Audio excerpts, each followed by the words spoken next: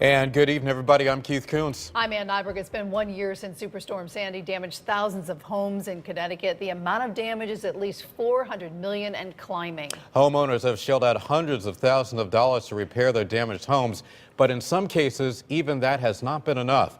News 8's Allie Reed has the story of one homeowner who continues to struggle. Allie joins us live from Fairfield tonight with the story. Allie?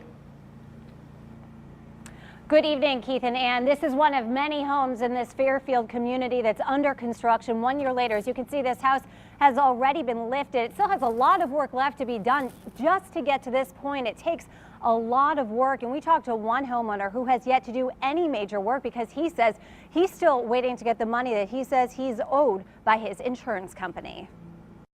As I was going up the street in the Zodiac, I was saying to myself, it's a real shame that this happened. I thought I'd prepared well. Obviously, the storm was just more than what I could have prepared for.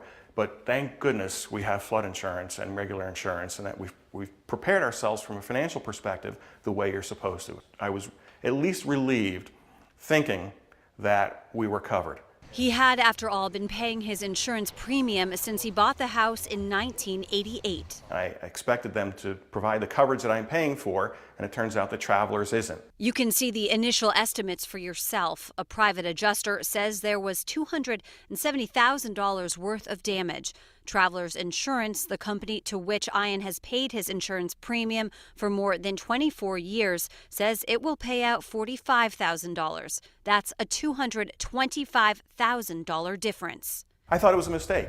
I started making phone calls, and the response was, well, Mr. Bass, this part really wasn't covered, and well, Mr. Bass, we don't pay you full value for this, and we don't pay full value for that. Since the damage exceeds 50% of the value of his house, he has to comply with new FEMA codes, which include lifting his house. He estimates it will cost him about $100,000 just to lift the house, and then there's the huge cost of rebuilding and replacing all the electricals. While he's been fighting his insurance company to get the money he needs in order to start the work, his family has had to live in a rental house while their destroyed house has sat empty. Now that we're approaching 1 year, enough is enough. It's affecting them now. It's affecting me. We just want to get back in our house. I asked him what he estimates he's paid out of pocket so far between the move, extra rent, and initial post-storm cleanup. I think I'm afraid to make the mental calculation because it might be an eye-opener for me. I'm sure it's approaching $100,000 at this point. Keep in mind, he has yet to start any major work. He still has hundreds of thousands of dollars to spend on rebuilding his house to meet the new federal standards. If you were to ask me the question where you're getting the money from, I wouldn't have an answer for you right now. I know we'll come up with it somehow to do what we need to do to get back in because I owe that to my family, but it's not like I've got it sitting in my checking account. We talked to a spokesman at Travelers Insurance. He gave us this statement, quote, "We've been working with this customer since the claim was filed. Travelers is a write-your-own carrier following the rules and regulations set forth by the National Flood Insurance Program." Now, he also told me that they are working with Ian on a supplemental payment. So he says Ian will be getting more money. I asked him how much. He said he couldn't comment on individual cases.